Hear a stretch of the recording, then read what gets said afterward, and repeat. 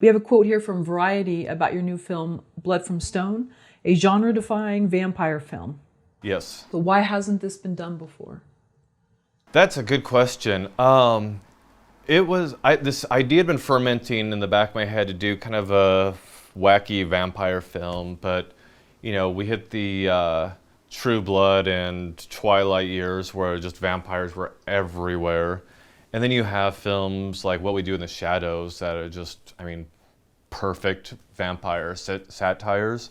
It's like, okay, there's nothing I can do in that realm that's going to top that film or even be of any value anymore. Then there's films like Let the Right One In that are just gorgeous, beautiful coming-of-age art films that also deal with ideas of immortality. So it was definitely one of those things that just kept on the back burner because I'm like, I have nothing of value to bring to this genre or to the vampire films.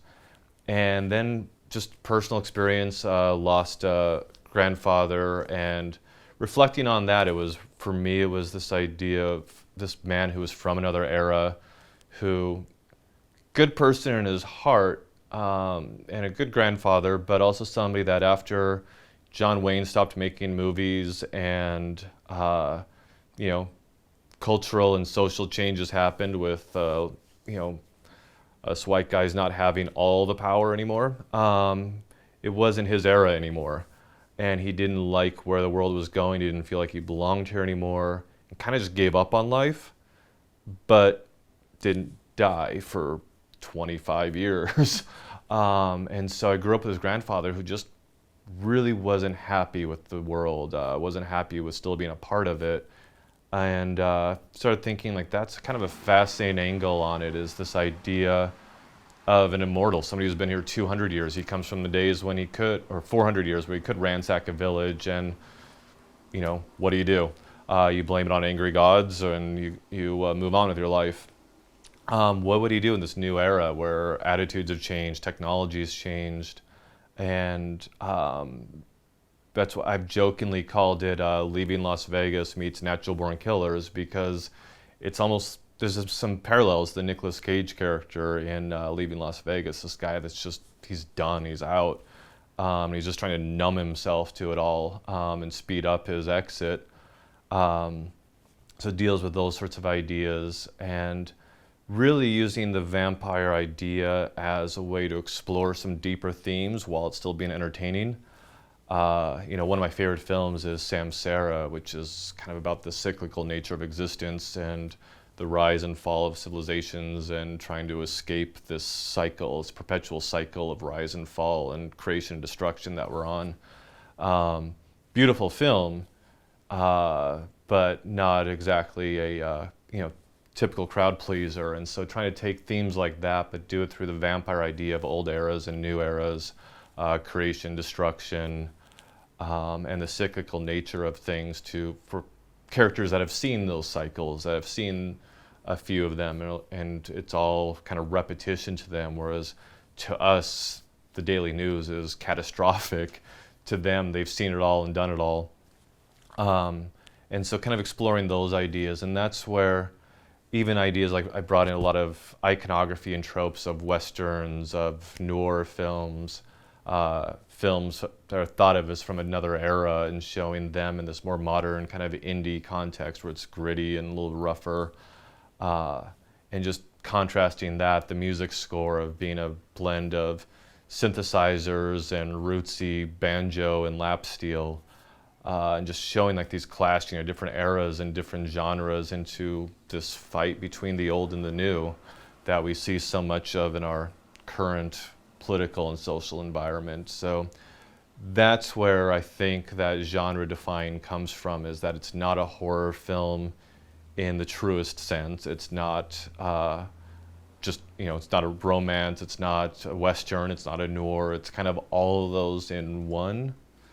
At least that was the hope, and I've been saying since day one there was a good chance this film could be a total train wreck because it's just trying to do a lot of things at once. But so far from initial reactions, it seems to have worked. It seems that people are enjoying it.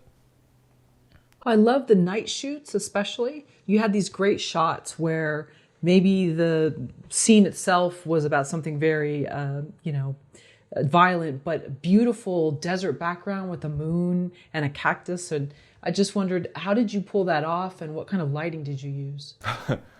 That was the magic of very recent technologies. That was the Sony A7 III's. I think that was the model. I'm so bad with the number or letter combos, which is, small DSLR camera that low light capabilities are ridiculous. I was so nervous when I wrote it. I'm like, how am I going to do desert exteriors with no budget? We can't light a desert.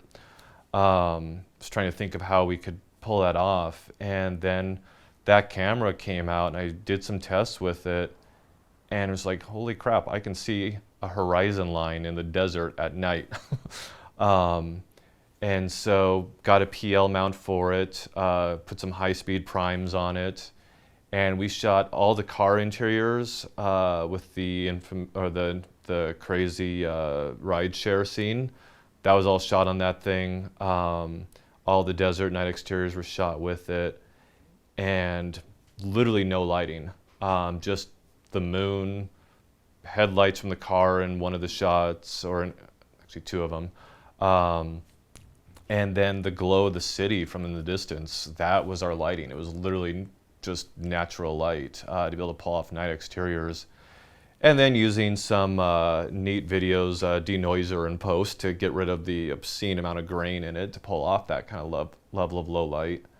And yeah, it looks awesome. I was like pleasantly surprised with how well those night exteriors turned out. I thought they were going to be just a grainy, nasty, muddy mess, but I love how they look.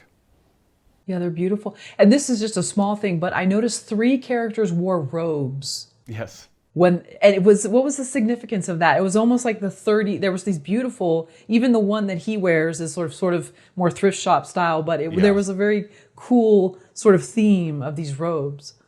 Thanks. Yeah, it was the robe. His robe in it was intended, and it was really hard to find a floral, really well used robe that fit Vanya. But we were able. It was scripted as.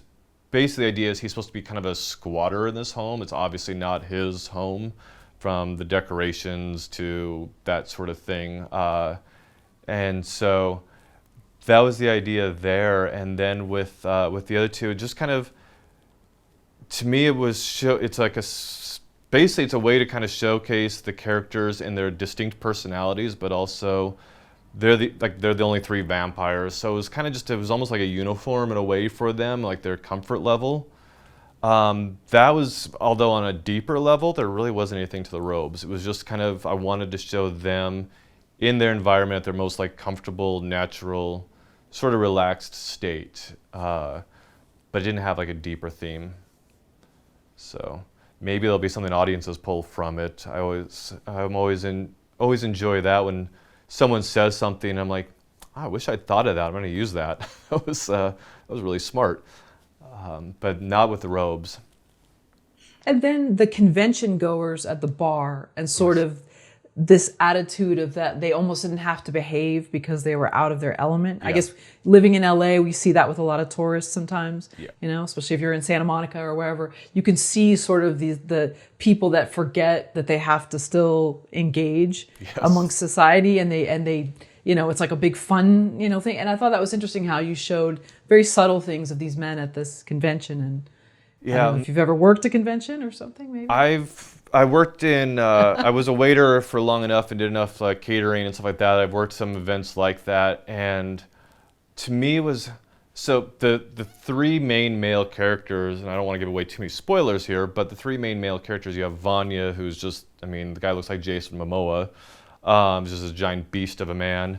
And then you have the Mike character, the convention goer, and the Raymond character, the doctor. And to me, like the Raymond one and Vanya's character Yurei, they're like the sort of like dual ends of male archetypes. You have Vanya, the super alpha male, who is all in it for himself, and then the Raymond character, who is the much softer, more social creature, who's introverted and finds his value and how he can be of benefit to others, instead of Vanya's all about what he can acquire for himself. And with the Mike character, the convention goer, he was to me the guy who by nature should be more of a Raymond, but due to social conditioning and the idea of wanting to be the alpha macho cool guy, he's trying to be more of the Ure character, the cool guy that is suave and handsome and funny and all that, and he fails miserably at it. And so it was kind of so maybe an overused term now, but it was kind of showcasing like the effects of that messaging of masculinity and how it's shown in media and what a guy is supposed to be, and sort of showing how that can become so just ugly. It's like kind of just be true to who you are. I've always, joked that I've never had troubles with anyone that questions my own masculinity because I don't have it. It's like I am who I am, and I never wanted to be that alpha guy. And so I kind of wanted to show, but you see that in others. Like when you're trying to be someone you're not, you become a very toxic person.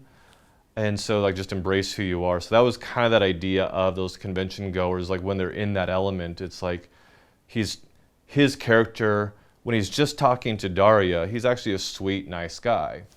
When he's with his convention buddies, he has to act like he's the cool alpha dude. And so you see that sort of toxic, ugly side of him come out. So that was kind of the idea with exploring it in that vein. And then anyone that's been to, the casinos and stuff knows that the conventions are, that's half their income, I would imagine, is at least from, maybe not the gambling, but definitely from the hotels and stuff like that, is trying to get conventions there. And so anytime you're at a casino, there's going to be a convention there. So just kind of part of the casino life. Yeah.